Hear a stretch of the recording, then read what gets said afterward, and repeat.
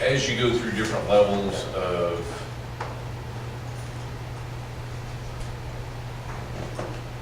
Sprylock skip resistance and evasion training, you are going to be the first one to experience some of this. Let's not be You'll, on this. well, actually you won't. Not. There's different levels of things. So I can tell you because they don't offer it anymore, or they don't do it. But I was the last class to go through when they actually did what they call a rape scenario. And the female that was in our class, one of the tactics was, the reason they don't have females in these 7 particular jobs is because they're highly rolled up and they spend a lot of time in foreign prisons and getting the crap beat out of them or whatever. So they have found it's human nature. If we were to take, let's see, Click as being the only female in here right now, if we were to get rolled up and they come in here and they take her up front here and they start slapping around. Human nature for most people, probably not Williamson, but you weren't paying attention, you were looking at your computer. I'm listening, sir. Most people will have a burning desire to go and kill that person, which they do that immediately to see who's going to stand up for them. And then what they do is the person over here, they start to move and they go, so they are getting their effect just by beating on the female. So most males will try to protect a female. They learn this through human nature. So they will not put females in some units just for that fact, because I can sit back and go, ooh, man, that looked like it hurt. Ooh, dang, you lost some teeth on that one.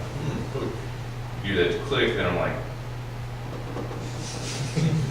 all right, yeah, she's tough.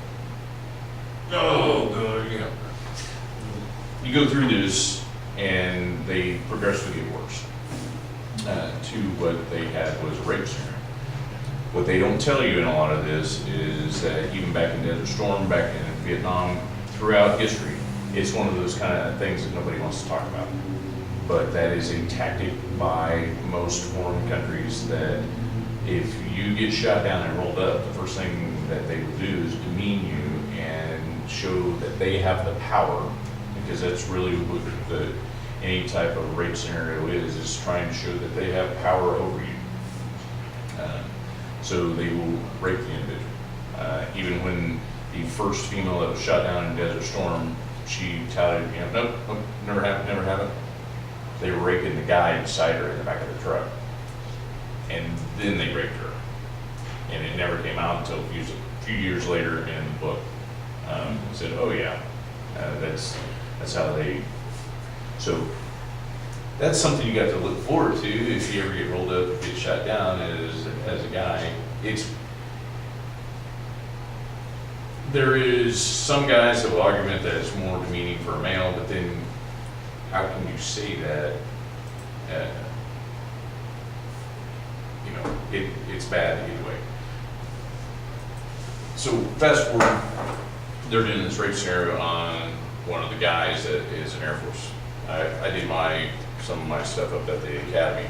So they're doing the rape scenario and they take a baton and they got him tied down to a desk and they rubbed the baton on his leg and he freaked out.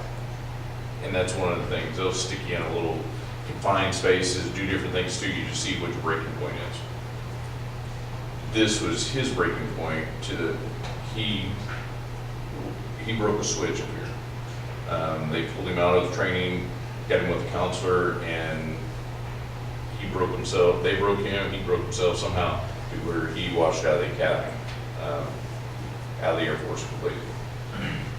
The female that they did this to, once they removed him from training, they had to find somebody else to go through this phase.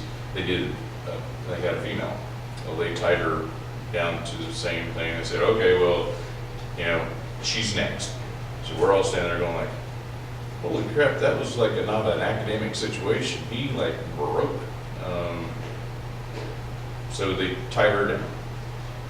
She, on command, using the best training that, or she listened in class. She wasn't searching stuff on the computer or looking up skydiving stuff or whatever.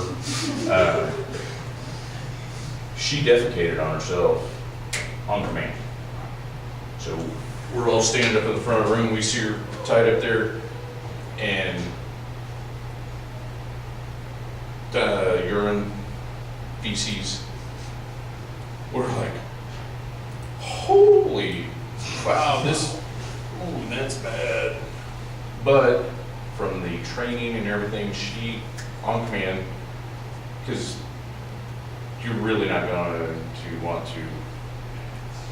So they said, A+, let's get you out of training, and they didn't mess with her for the rest of the time. They said, okay, if this is a real encampment situation, you would not be, they would go, oh yeah, don't mess with her. She's got some bodily control that, she's also the one that went on the news on 60 Minutes and told them about this, and then it never happened again. It was eliminated from the training. My piece of it was, hey, I'd rather know about it now in a peacetime situation where it's training as opposed to real world. My particular piece of it was, I've never been able to take a punch in the face and not react. So I stand there, and I hear it coming. I'm like, okay, I got this. Gritted my teeth. I was like, oh, not that bad. I was like, oh. The last time palm of the hand hit me, saw not proverbial stars, no kidding, stars. Went down, took a knee, and I'm like going, I think I just broke my jaw. I'm like, holy crap. He goes, God. Sergeant Knox. I still remember the guy's name. Stand up. He stood me up, and I'm like going, I think I'm about to pass out. He's like, oh, you think that's it? Oh, I'm like going, what the hell is going on? I know my orders say I'm out of here in 2 days, you know what? Stood up and they said, okay, we knew from your profile, because they have all your records and everything, so they knew, they said, apparently I had anger issues and been in a few fights. So they said, you know, we're wanting you to learn about yourself. One of the other things, they did a body check they couldn't butt stroke you with the AK-47, but they could hit you square. The problem is, the guy, he wasn't right-handed, he was left-handed. So a little right in the center of my chest, I thought it broke my sternum. So it knocked me back down into a pit. And during the debrief and everything, they want you to learn from this. I said, I still got a knot and a big old bruise, and it still hurts. And they said, well, if he didn't butt stroke you, he hit you like this. I was like, yeah, but that. And they're like, it's going to be worse. Oh, okay. So I'm not sure where we were going with that story, but full circle into your security clearances. Each time you get a new clearance, they will do different things to you. Worst I've been through is a lie detector test, which in all of this training, depending upon what, if you're training for, say, a Russian interrogation, they will train you to go through and be able to not defeat, but be able to alter your response to try to get you through some lines of questioning. Do you fly an MH-53 payload? You mean that big hulking crash that's outside burning? Yes, I do. Were you here killing people? No, I was here on a life-saving mission. I am doing search and rescue.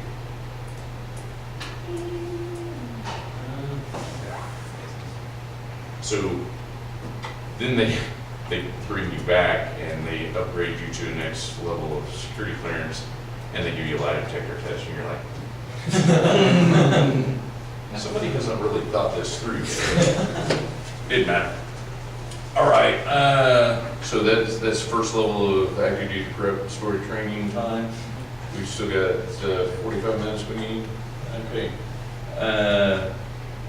As we progress and we see the errors of our ways, so has the Army. 31 women chosen for Ranger Course assessment. This is something I've said since my day, is that we should take all the male, female, black, white, purple, all of that out of it. We all go down to the last 4 digits of our social security number and maybe the 5th digit if necessary, or something that you go through, and we need somebody that makes a 4-point in quantum physics and black hole theory. All right, all applicants, which a guy that shows up that can bench 1,000 pounds, if he's got the brain, he's the one that's applying for the job. Okay, he gets it. If you have some requirement for a combat controller that need to be able to run a mile in 2 minutes and do 1,000 push-ups, and okay, we've got 2 applicants, and you got Click or you've got Taylor, they show up, okay, well, they met the requirements, these are the applicants, it matches up with the number, let's go do this. It didn't matter, it's more of the job requirement as opposed to we got no females in Ranger School. So they're starting to, and like the Air Force, there are 7 jobs left. And again, society changes. We used to not have females on the front line of combat. That has changed, and the general public's just going to have to deal with it when a female gets rolled up. Jessica Lynch or any of the other, names that are unknown that have been rolled up, we still have to go in and get them, and they got to be able to endure it so they can return the bottom. Let's see, there was one other one that I saw in here. Something about they are changing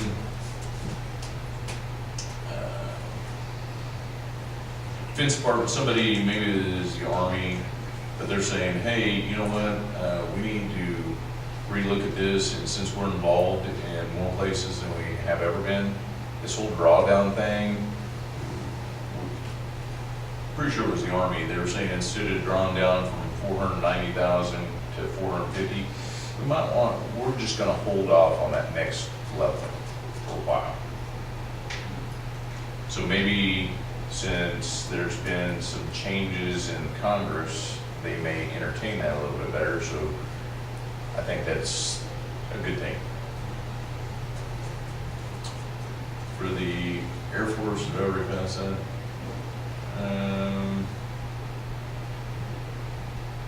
Yeah, here's the last 7 jobs to open. And then I already tell you guys about the, right here, the World Classics Teaches. I already showed you that one about Clausewitz and Sun Tzu, and they're trying to apply it to ISIS and saying how Clausewitz is. Okay. All right, there's your flavor of the day. So now let's do some readings. Who's up first? You guys got any questions? Sir, do you still have our old bullet background papers from last time? I do. Okay, just make sure. Thank you.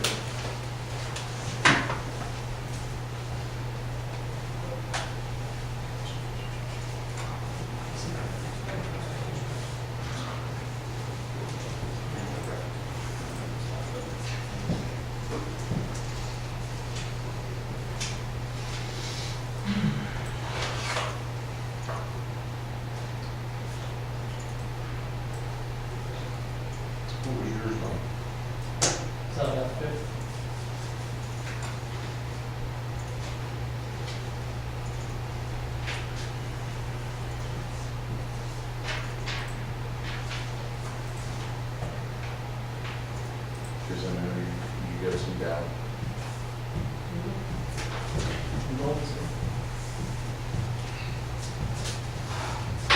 All right, good afternoon, Lieutenant Colonel Charrington and fellow classmates. My name is Cadet Painter, and I'm going to be briefing you today on Somalia and two of the domains, history, myth, and learning and knowledge.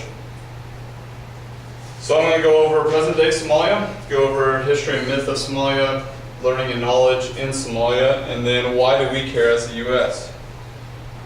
And this is where Somalia is located, right there on the Horn of Africa, around Ethiopia and Kenya, Sudan. So Somalia today, present-day Somalia, the government is a federal parliamentary republic, and that was just as of 2012, so it's a really young government. The president is Hassan Sheikh Mohammed, and the capital's in Mogadishu. Population is 10 million, and 85% of that population is ethnic Somalis. So to dive into some history and myth of Somalia, it's been inhabited, historians say it's been inhabited since at least 10,000 BC. So it's been inhabited for a while. By the 18th century, the Somalis had their way of life established with the pastoral nomadism, which is pretty much herding sheep, camels, taking care of animals that live in a herd, and the Islamic faith is their main faith. Now, from about the 1940s up until 1960, Italy ruled Italian Somaliland, and then England had British Somaliland. So they were what they call protectorates, and they actually merged those and turned that over to the Somalis and actually got out of there, which them being in there could have caused some issues with, so usually when you come in and colonize a place, the European countries want to just come in and look for resources and not build up much infrastructure. So at the same time in 1960, we as the U.S. established diplomatic relations with the Somali Republic.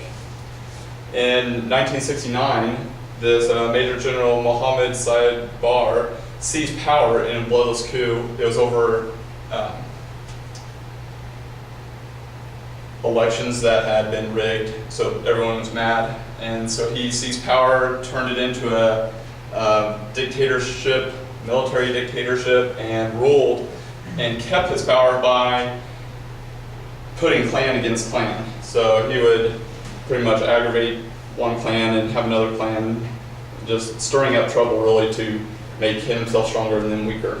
So in the 1970s, Somalia was at war with Ethiopia, and then in the 1980s, they continued with their tribal civil wars. And then Syed's regime and government collapsed in 1991. So with all this tribal fighting, the United States came in from 92 to 94 and did some operations. Many of you all know about Black Hawk Down that took place in 1993, the Battle of Mogadishu, there at the capital. And this is actually a picture of one of the crew. So now we talked about some history and myth. So we're going to move on to learning and knowledge in Somalia. Their education structure is very similar to the U.S. You have 8 years of elementary primary education, then 4 years of high school or secondary, or you could also choose to go to a vocational school, like a tech school, and then you have 4 years of college, undergraduate, bachelor's. The majority of their population is under age 24. So you have over 50%. And during some of the hardships that the school has gone through, the schools shut down from 1990 to 1993 due to the civil war that was taking place in Somalia. So here are some more problems that they have with the widespread rural areas of Somalia, having trouble getting education there, gender lines, standards and control, financial issues, managing the education system. The government entity that is in charge is called the Ministry of Education, and they control the primary, secondary, and the teacher training. So they have 11 universities. Two of the biggest ones are Mogadishu University in Mogadishu, and then East Africa University in Bosaso. One interesting fact that I found was that 15% of their government's budget goes towards education, where for the US, only 2% of our national budget goes to education. So it seems like from just that they're really putting an emphasis on education compared to the United States. But we also have a larger budget and military spending and other issues that we have to take care of with our money. So why do we care? This whole area, the Middle East, North Africa, Northeast Africa, is a pretty unstable region. As you can tell from the Battle of Mogadishu, when we went in and helped out, we've done some also involvement with the piracy. So we've been involved with their helping out aid to the innocent people in the tribal clan wars and Somali pirates. And we're interested in this because history tends to repeat itself, so you can have either one of these issues continue to be an issue or come back around as an issue. And Somalia is in a very crucial place with the Gulf of Aden and our access to the Middle East as well. So in summary, I've talked to you about present day Somalia, history and myth, the learning and knowledge of Somalia, and why we care as the U.S. This concludes my briefing. Are there any questions? Jeff Warner. Kind of a couple different parts in that. Okay, so the stats you're showing about the percentage of the age groups in school, is that current or is that like factoring the Civil War part? That was just their general population age breakdown. So 44% are of their total population, not just people that are in school, but 44% of the total population is 14 and under. And then 18, almost 19% is from 15 to 24. So they have a really young population. My other part of that question was, I mean, I don't know if maybe you saw or maybe just what you think is, because of that age, you said around like 14 to 24, about 18, 19%. Do you think maybe that's because that might be a prime age for those Civil War tribes to start picking those kids up and being like, hey, come join our clan, and that's why it's, I mean, maybe that's another reason why it's low?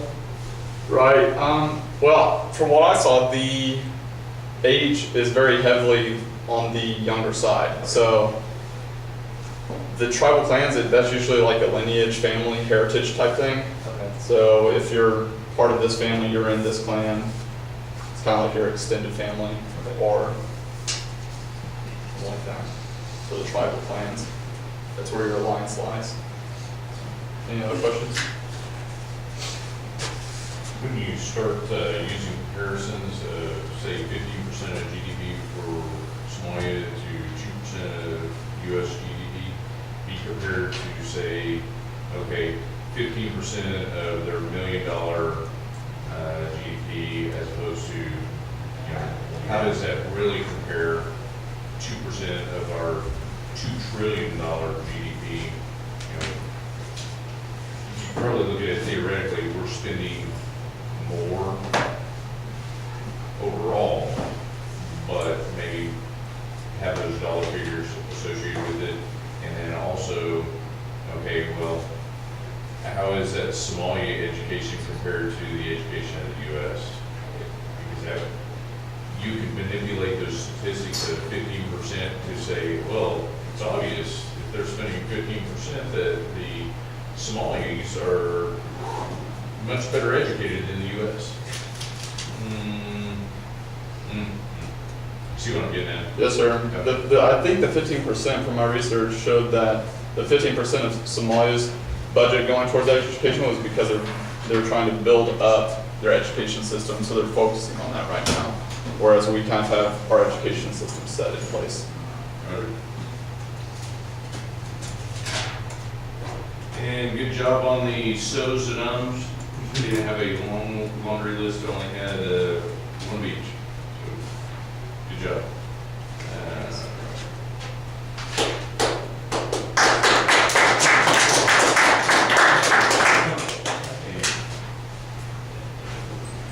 Okay.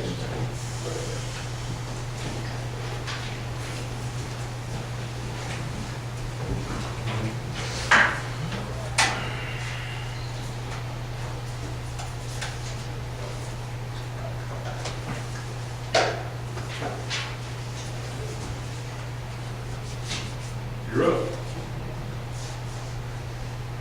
All right, good afternoon, Colonel Charrington, Field Cadets. My name is Kent Williamson, and today I'm going to be talking about some cultural domains for South Korea. Today I'm going to be talking to you just kind of a general overview of what South Korea is like throughout the country, some politics and social relations to do with South Korea, some economics and resources, and why South Korea is important to us. So to start off with, South Korea is this tiny little nation in the Pacific Ocean area that is about 50 million people. It's only 100 square kilometers, so to put that into perspective, you can fit South Korea into the United States 38.6 times, or about 1.5 of Oklahoma goes into the entire country of South Korea, and there's 50 million people there. The capital is Seoul, and one of the big things about the capital in South Korea is it's about like 40 minutes away from the border with the DMZ of North Korea, so it's like right there within prime striking distance. Another big thing is they are a key PACOM ally. We have a lot of troops and stuff there, and I'm going to go into detail about that a little bit later. So for the politics and social relations of Korea, the Republic of Korea has a political framework from the presidential representative democratic republic, and they have a multi-party system. So their stuff is pretty similar to us. They vote in and all that stuff. They have a president and a prime minister. The president gets elected once every 5 years, and then the prime minister is selected by the president afterwards. So the National Assembly is their legislative branch, and it has 300 members, and I believe about 230 of them are elected based on population, and then they have the other 70 are given out kind of like our Senate is, where it's like 2 per like different kind of thing. So it's that kind of style, and then their judiciary system is completely separate of everything else. So like here we have the checks and balances. Their judiciary system is completely cut off, and they don't have anything like to associate with the legislative, and they operate as their own independent branch. So the current president is Park Geun-hye. I'm not sure if I'm saying that right, probably not. And they are of the Saenuri Party, and the prime minister is Jong Hoon-won of the same party. So she got elected in 2012, and the Saenuri Party is basically the conservative party of South Korea. So they're kind of like the Republicans. They're red. They control over half of the legislative branch. So basically, they're pretty much running the entire country from a conservative standpoint at this point. They run some of their things that they ran on is they had the Four Rivers project where they were trying to rebuild some green areas in South Korea that basically it was a bunch of economic and farming areas, and they were trying to redo all the like aquifers and all the stuff like that to kind of try and get more farming and stuff going outside of just the main cities. And then they also are big on trying to get human rights activists going. They really want to condemn all the human rights stuff that North Korea does, and like get them to The Hague and report them to the international criminal courts and all that stuff like that. So that's one of their biggest deals is they're really conservative in the way they do their stuff, and then they're trying to get North Korea to kind of come to the table and stop with the human rights, all that kind of stuff like that.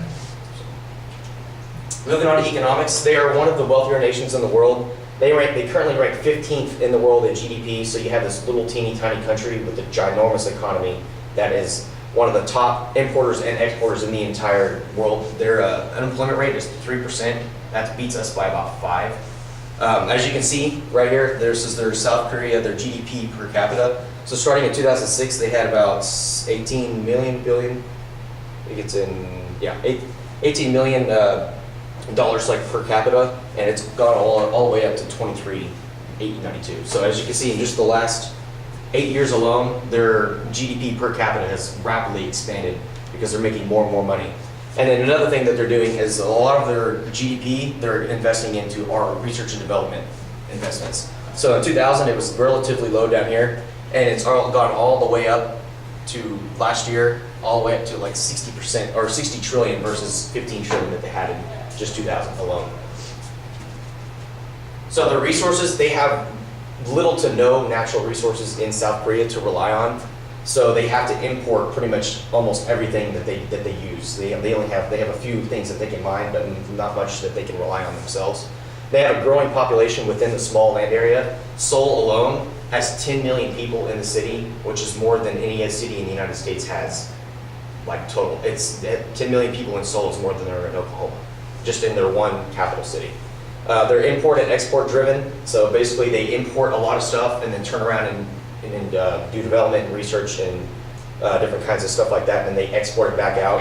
And then they're home to 2 of the largest companies in the world. Samsung is the number 8 most valuable company in the entire world, and they're based in Seoul South Korea, and then Hyundai is the 10th most valuable car company in the entire world, and they export a lot of Hyundais out every year.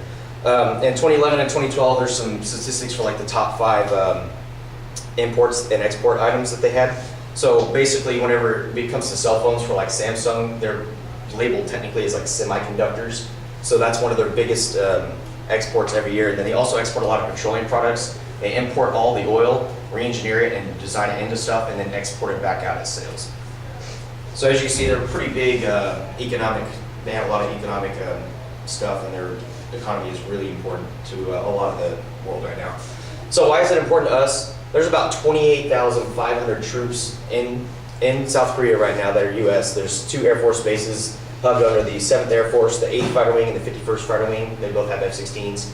And most of the Japan bases also supplement a lot of operations in here. And a lot of that is because of North Korea. As you can see right here, it's like this is like how far North Korea can strike with their missiles and stuff like that. So myself, I'm probably gonna have to do a tour of duty through South Korea, being a pilot. I'm sure a lot of people will, at least for one point of their career or another too. So. And so today I talked about politics, and social relations, economics, resources, South Korea, and then why it's important to us. This concludes my briefing. Are there any questions? Yeah, Gavin. I don't expect you to know this necessarily, but do you have any idea what the lines mean on the South Korean flag? No, I haven't. A lot of it is related to their family heritage and stuff like that, and I'm not 100% sure. Some of it might be some religious backgrounds, but a lot of their stuff is they identify as non-religious, kind of like some of the other countries we were talking about. So I'm just not 100% sure on that otherwise. Anybody else?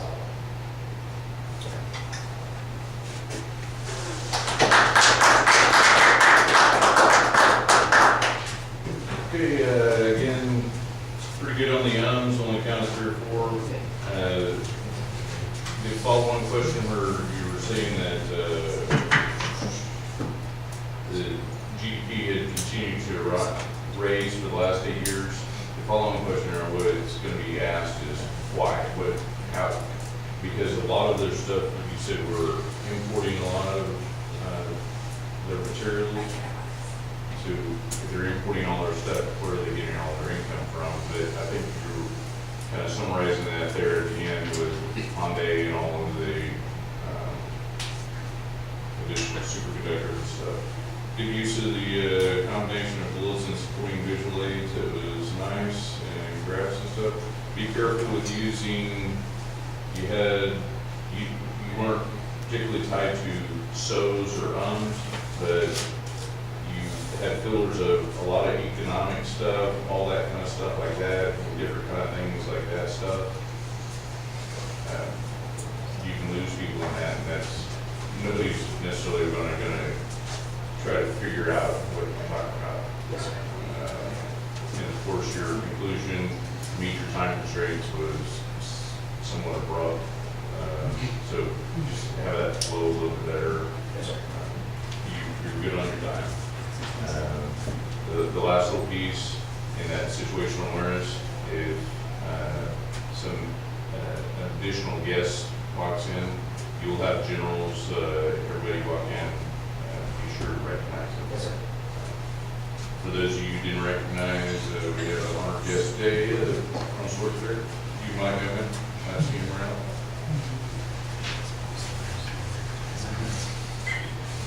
You're up. Yes, sir. Good afternoon, Lieutenant Colonel Charrington, Colonel Schwartzberg, fellow cadets. My name is Cadet Christian Morris. Today I'm going to be briefing you over domains in South Africa. More specifically, I'm going to go over the history a little bit on the side in South Africa. Politics and social relations, I'm going to talk about apartheid, trade sanctions, why we care, as well as materials and technology, industrialization, national defense, and why we care in that aspect of the country. A little bit of the history. South Africa was one of the founding members of the United Nations back in 1945. It has held presidential elections for well over 100 years, as well as parliamentary seats. The president is the head of the state and the government, so he resides over parliament and over any political duties that he would have. And South Africa is one of the only countries in Africa that has not had a coup, which is a violent overthrow of the government, or even an attempted coup. So that's pretty neat. Does anybody know what an apartheid is? Kinda, okay. Apartheid's a systematic segregation of a country. So what it is they separated people in the country based on their color. So when they did this, they did it with resettlement. So back in 1948, after World War II, that's when apartheid started in South Africa. They broke people up into 4 groups: black, white, Indian, and colored. And a lot of you are thinking, well, what's the difference between black and colored? Colored was actually mixed. So anything mixed in South Africa was determined by a minority group in parliament. So people that actually held seats. This resettlement was actually one of the largest mass movements in South Africa in modern history. So this happened actually in South Africa.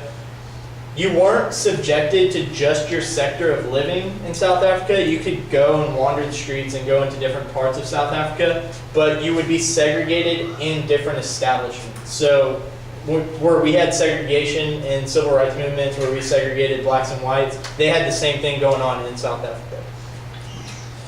This was abolished back in 1994. The whole Freedom and Nelson Mandela thing had a huge impact on it. Another one was that, sorry, I lost my train of thought.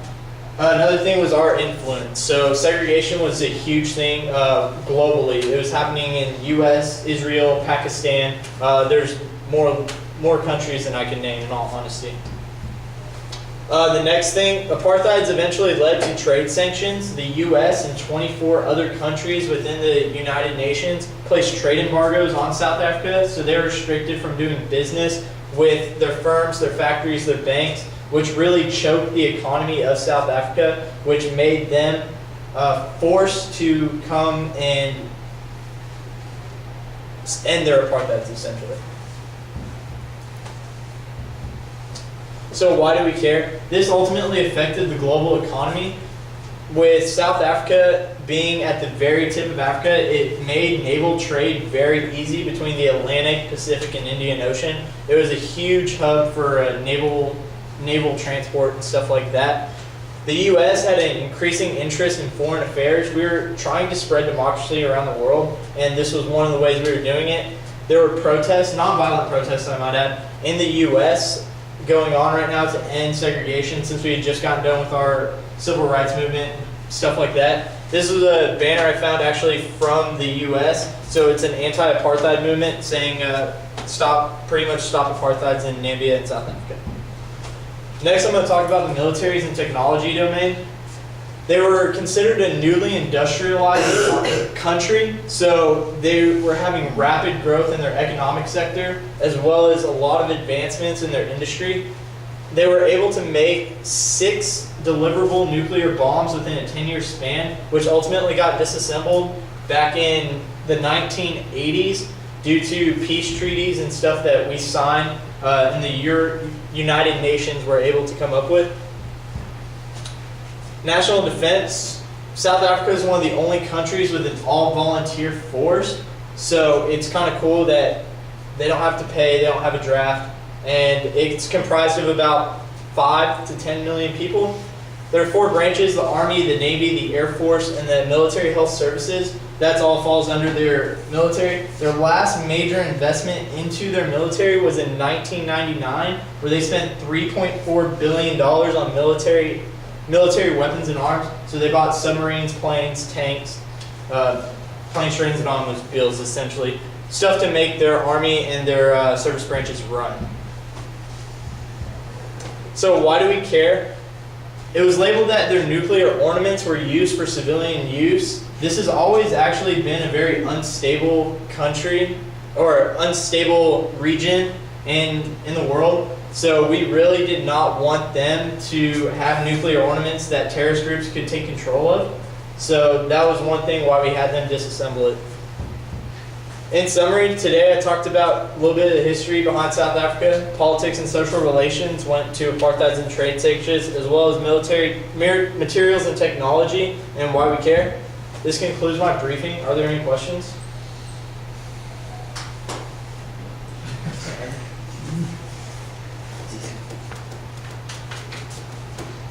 No questions. Everybody knows everything they ever needed to know about South Africa. Thank you. Okay, well, Well, let's see here.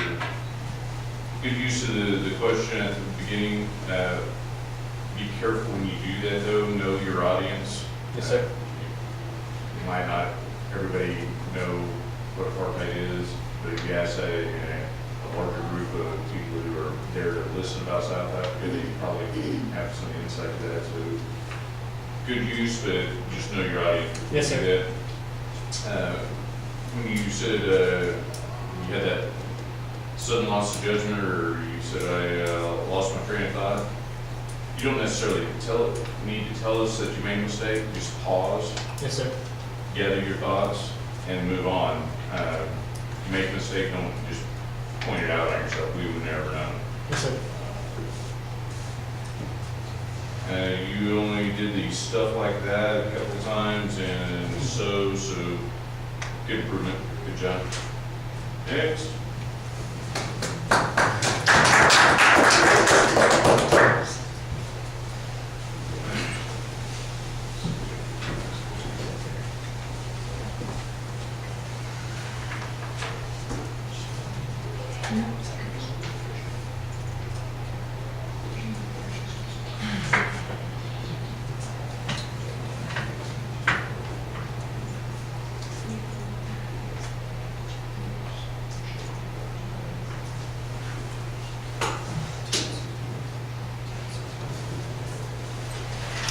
Good afternoon, Lieutenant Colonel Charrington, Colonel Schwarzenegger, fellow cadets. My name is Cadet Falcon. Today I'm going to talk about India, and I'm specifically going to talk about the economics and resources and materials and technology.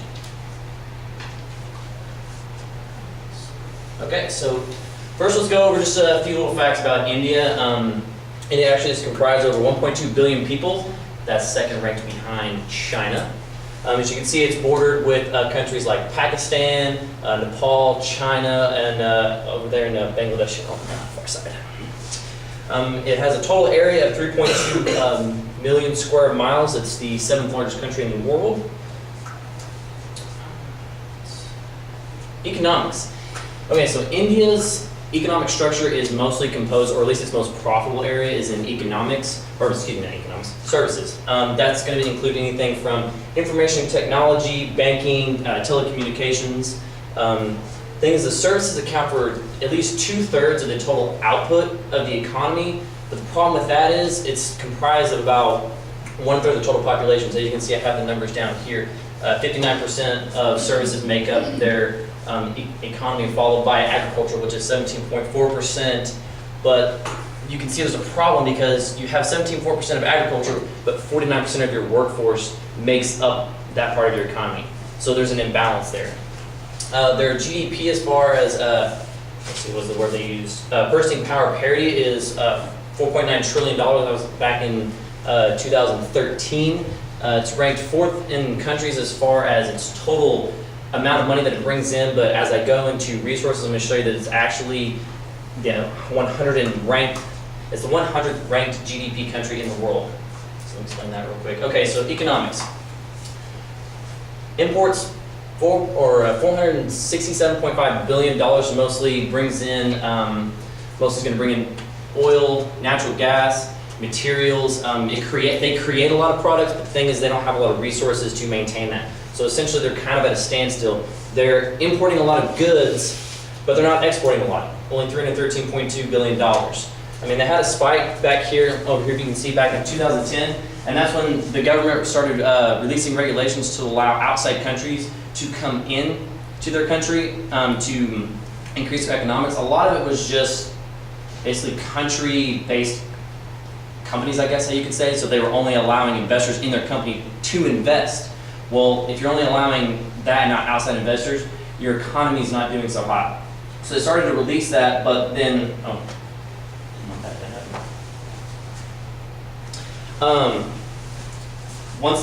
so they started releasing those regulations, but as a lot of companies started realizing that their only benefit was out of services, that started to decrease. Okay, so resources. So back on agricultural, again, the reason that's not so productive is that we have a lot of problems with topsoil and topsoil erosion. Also, just the overall geography of India is really poor. You basically have mountains to the north, desert to the west, jungle in the east, and a lot of their population is comprised kind of in the middle and in the south, so there's not a lot of arable land to create a lot of stable agriculture. India is the third largest producer of coal. It's actually one of their largest means of producing energy. The only problem with that is because their country is growing and they use this, basically this resource to create energy, they're not basically exporting this coal to other countries that much. Just a little bit, but they're using a lot of it for themselves. Whereas if they were finding new means of energy, they could export more of this coal and possibly increase their economy. They also have the third largest fishing industry, which is pretty interesting because they have the Bay of Bengal just right to the west, or excuse me, to the east. Also, like I mentioned earlier, the regulations have made it tough for companies to come in and invest, especially in their oil and gas industry. Plus, they're having really tough competition with China, again, in places like the Bay of Bengal.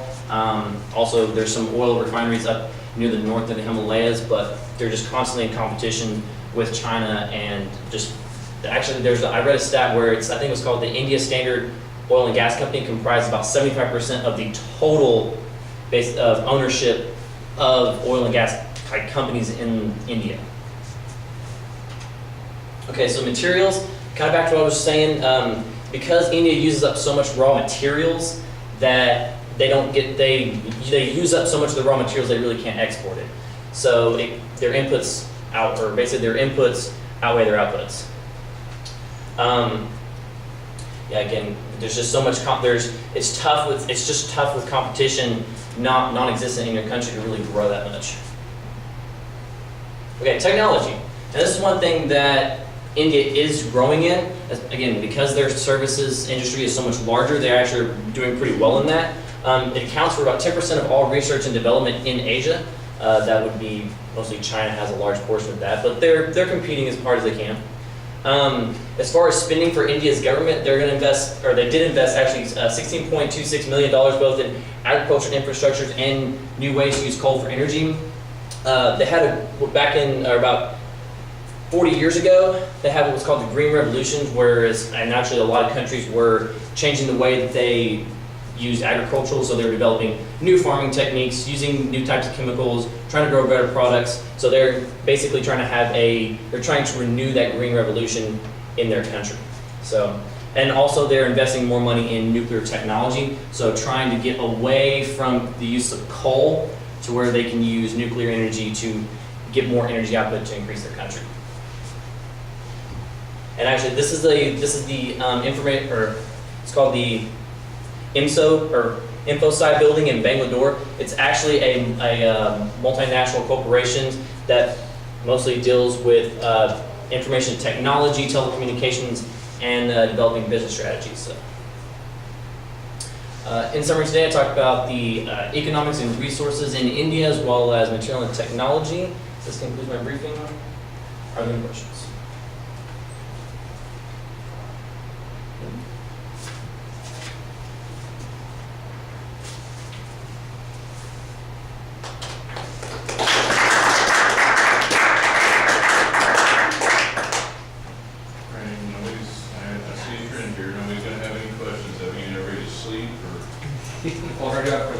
So when you showed us the graph of the 2010 and how, I guess the money was rising and stuff like that, you say a lot of that is due to outsourcing of countries, like such as America outsourcing to India. Right. Okay. So they basically in 2010, the Indian government is allowed countries to come in and try to invest in companies in India. It's like Indian companies. Well, also so China, America. I read that there was some companies in the European Union. They're like, okay, this is now that we can come in and try to invest more in these companies, let's go ahead and do that. Well, once they realized that there's not really a lot of profit there, it's just mostly in services. They saw that first boom, and then it just kind of started to dive off.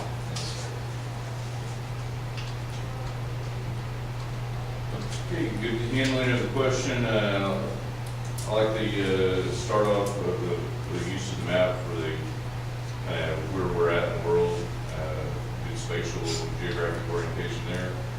Good explanation. You had a lot of percentages and numbers to start off, but when you covered the 17.4% and 49%. You said, okay, this is what that really means. So good explanation of that. Should have just thrown a bunch of numbers up there.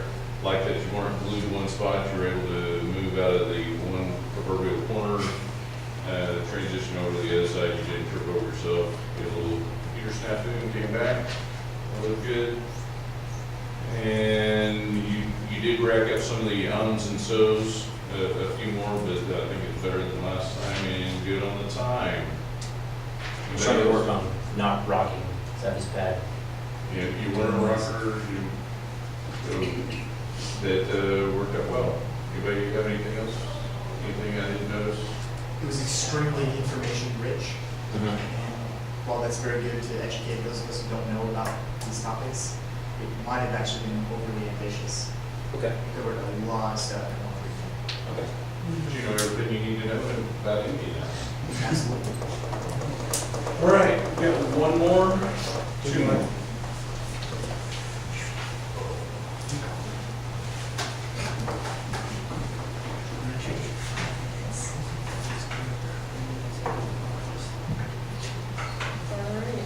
Good afternoon, Lieutenant Colonel Charrington, Colonel Stuart Figure, and fellow cadets. I'm Cadet Click. I'm going to talk to you about Vietnam, more specifically about health and sustenance and family and kinship within Vietnam. So I'm going to start right out with health and sustenance. The overall quality of health in Vietnam is regarded as good, but this is based on life expectancy and infant mortality rates. So life expectancy in Vietnam right now is about 72 years old, and the infant mortality rates are 26 for every 1,000 live births. But if you actually look at the healthcare system, it's not so great. They spend about, in 2001, they spent 0.9% of their GDP on healthcare, and they have a public healthcare system. So it's meant to pay for everybody's healthcare, but in reality, it only pays for about 20% of what people need. So everything else will come out of the person's pocket. In 1976, the North extended the healthcare to the South, and this caused a decrease in budget because they're obviously taking care of more people at that point. So in the 80s, it caused such a decrease in budget that they quit updating their water supply systems and sewage systems, which now leaves about half the people without clean water, which obviously increases the amount of spread of disease because they can't clean up as well. In 2005, 101,291 people were diagnosed with HIV. Since then, it has increased. In 2013, about 47% of the population has HIV, and their population right now is about 90 million people. So 47% of 90 million people are diagnosed with HIV in Vietnam right now. And a lot of this is a lot of the issues that they're also having is in Vietnam, they don't really believe in Western medicine as much. They base a lot of their stuff on Chinese traditions. So whenever it comes to Western medicine, if it doesn't work quickly, they're less likely to come back and get diagnosed again because they don't believe it'll work. Alright, moving on to family and kinship. So the Vietnamese family is a lot different than the American family. They focus a lot on their extended family. They encourage large families and arranged marriages. So a lot of it is based on social status. The bigger the family you have and the better that they do, then your name will move on for generations, so that's the point. They want to keep their family's name alive. They also believe in collective responsibility. So this means that if a child doesn't do well in whatever it is, like school, then the entire family's social status moves down. And vice versa, if they do really well in their social status, they move up. In 1959, the North enacted a family reform law that prohibited polygamy, forced marriage, concubine abuse. It also discouraged the large family. In the North, they were questioning the traditions. They believed that the family shouldn't be the primary source of loyalty. So up until this point, they believed that family loyalty was the most important. But in the North, they started switching and started thinking that a state loyalty or government loyalty would be more important. So that's why they enacted this family reform law. During the war, the family life, as they knew it at the time, was torn apart. The North started moving their focus to, like I said, the state, and then also any families in the area just became kind of part of their extended family. whereas in the South, they switched their focus to keeping their immediate family together. In 1986, so this is about 10 years after the war ended, they enacted another family reform law that was over both the North and the South. So it included new provisions, including a definition of what a wife and husband are supposed to be like according to the state. And it defines that they should actively participate in building socialism and defending the fatherland. And a lot of the South Vietnamese people had problems with this, so they were sending them to re-education camps so that they would get this in their head. And then a lot of people were also immigrating away from South Vietnam to get away from this problem that they were having. So in summary, I talked to you about health and sustenance and family and kinship. This concludes my briefing. Are there any questions?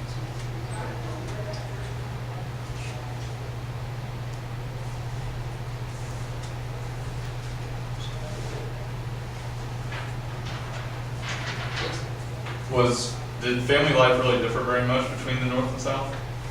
Not at first. I know that, like I said, in the 50s, that was when the war was going on, they changed their viewpoint a lot as far as what they thought the family should be. So in the South, they wanted to stick with traditional, and in the North, they wanted to change. So that caused some problems.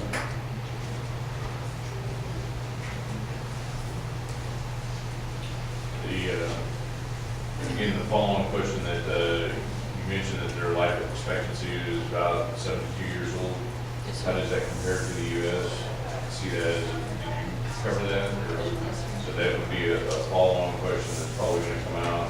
yes, And what is that attributed to? Is that good, clean living, their adherence to the witch doctor type medicine, some berry in the forest, or if they don't like Western medicine, is the average life expectancy in the U.S. 86, and that's due to our way of medicine, or is ours 68? Really, we should adhere or learn from some of their stuff.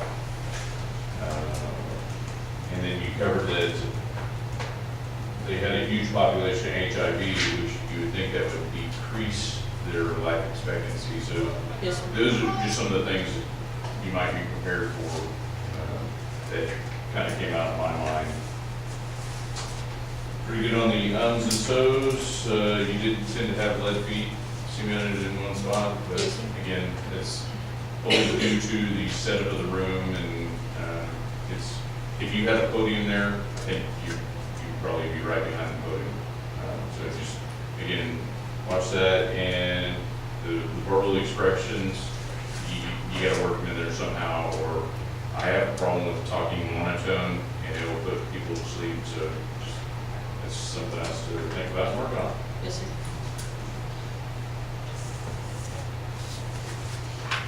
Last but not least.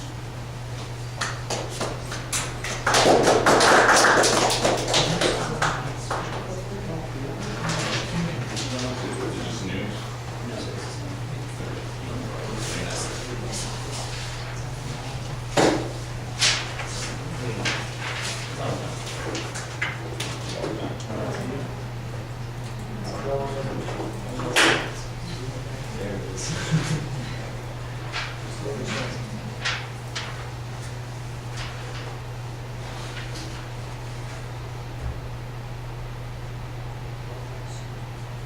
Good afternoon, Colonel Charrington, Colonel Schwarzenegger. Thank you for joining us today. Good afternoon, fellow cadets. I'm Cadet Richard Luby, and I'm going to be talking to you about Sudan today. To start off, I'm going to go over a little bit of background, then I'm going to go into the aesthetics, specifically the art, the architecture, and a small sample of the music if we have time. I'm also going to cover what they do for recreation, as well as societal gender roles. For starters, here's a map in the background. As you can see, Sudan is in the northeast corner of Africa, right there, kind of in the Middle Eastern region, right below Egypt. It has a capital of Khartoum, and recently they have actually become two different portions of Sudan. On the 9th of July in 2011, we have both northern Sudan and then southern Sudan. We have a lot of fighting in and around the Darfur region. A lot of you have probably heard about this. Up to 2 million people have died since 2003 because of tribal factions and famine that occurs in and around Darfur. The primary language is Arabic, and they have a very tribal societal structure. Officially, if you look at their government, it's a form of democracy. Realistically, they have an authoritarian government in which power rests in the president and the Congress. The National Congressional Party is their multi-party system that they're supposed to have, but they don't. The reason that we are interested in is largely because of the mass genocides that occur and because of the tribal factions. It's a highly unstable region, and we want to make sure that that instability stays within the region, and we also want to take steps to assist with anyone that's having an issue. There are several international organizations that have massed toward the Darfur region and Sudan in general in order to help curb the crimes against humanity that have occurred there. Moving on, we have our aesthetics. On the top right, you can see an image by Ibrahim El-Salahi. It's a self-portrait of suffering. He tries to capture what is occurring in the Sudan region. It's a very meditative self-portrait, and it fits in very well with the tribal art that dominates much of Sudan's art. It's very, very unresponsive to change. The tribal art is extremely traditional, and it maintains its connections to the roots. It's very factionish in that it maintains the spirit of the tribe. Because of there's many different tribes in the area, you'll see many different styles of art. They try to capture the spirit of their tribe in what they draw. Moving on, we have our architecture. As you can tell, there are several different types of architecture. Not very many dominating features. There's a lot of smooth lines and curves, especially if you look around. But other than that, it depends on the region in which you are. You've got your very modern architectures, but then over on the top right, you can see you've got more traditional mosque-style buildings as well.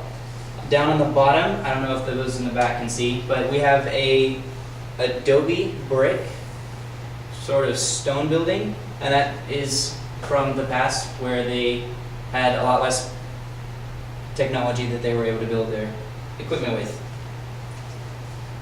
Moving on. There's not a whole lot in the music. I do have 2 samples here if you'd like to hear those afterwards in questions. The music is very light and melodious. It's got chipper beats, has harmonious varieties. Their national anthem fits in very well with this. I had a hard time finding it because I don't read or speak Arabic, so it was a little bit difficult understanding what was saying. I did find one, it was a translation, that's the sample that I have here, and it's a song about love. Moving on to recreation. The primary attraction that outsiders are going to have towards Sudan is the Dahlak Archipelago. This is an archipelago that's down in the southeast region, just off the coast there, and it's highly interesting because it's a coral reef. It is one of the most pristine coral reefs in the world because of its remote location. And scientifically speaking, it's one of the most interesting coral reefs because it's extremely robust and able to withstand warmer temperatures in the ocean than coral reefs are in Australia or other locations around the world. For those like Cadet Williamson, they are very big into sports. In 1970, they actually were able to win the African Cup of Nations, which, for those who don't know, the African Cup of Nations is a soccer competition throughout the continent of Africa. The most interesting part on recreation is definitely the food items that they happen to have. You can see here on the bottom, I have what is pictured shawarma. And shawarma is similar to a quesadilla, but significantly better. It starts off by taking a big chunk of meat, traditionally lamb, chicken, turkey, beef, or veal. They place it on a spit and they grill it for up to a day, slowly rotating it and rotisserieing it basically. As it cooks, they're going to take off shavings of the outside. That way you have these little thin slices of deli meat that have been roasted very nicely. And then you're going to throw that into a variety of hummus, cucumber, tomato, or other local flavorings. So what you end up with is something that looks like a gyro but tastes a whole lot better. Moving on, we have our gender roles. In Sudan, there is universal suffrage. However, it's a very patriarchal society, so the amount of women in the workforce is 29%, which is very, very biased toward the men. The domestic tasks and child rearing are left for the women. They're expected to stay at home and be a stay-at-home mom. However, in the more rural areas, the women also will help out with the field work. The men and the women have separate lives. The women will gather in the home and they'll cook food or talk or take care of the children, while the men go out and play cards and have a good time drinking, I guess. Generally speaking, the marriages are arranged, and similar to how it was in a feudal society, the men are expected to provide a bridal piece. This bridal piece is a price to basically pay for the wife. When they get married, they'll move into and be nearer to the wife's family. In conclusion, I've gone over the background, the aesthetics, specifically art and architecture, as well as introduced you to a little bit of the music. I've discussed recreation and the gender roles. This concludes my briefing. Are there any questions? Yes, Greg Albert. Have you had a chance to try shawarma? I have not had a chance to try shawarma, but all the reviews I saw were very, very high. Yes, Is that what they're talking about at the end of the Avengers? To make some shawarma? most likely. What it sounds like. I mean, but hey, I recommend it, so.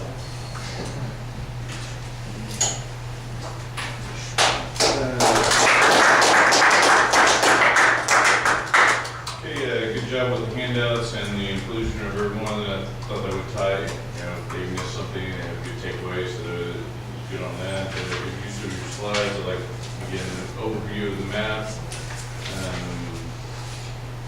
You mentioned the mass genocide in the Darfur region, and that was why we were concerned.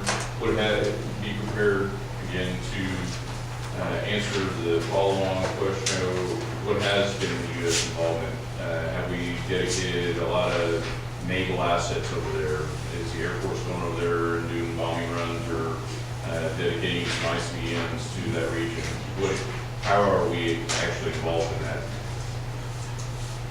On the, you're not bad on the ums or us or the so's, but every transition was, okay, moving on. And so vary that up. Again, if I catch on to it, maybe it's really critical that somebody else could have caught on to. Alrighty then, moving on. And shawarma, that is a catch-all term. It's going to be throughout all kinds of regions, and I highly recommend that you taste it at wherever you go. Try to get in tune with some of the local fairs.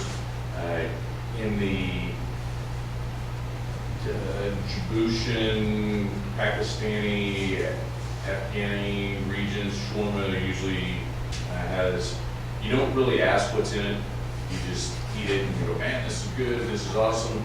And then if you after a few years of doing it, you want to know what's in it, then you can go, well, okay, goat doesn't taste that bad, and neither does horse or cat. So, good job.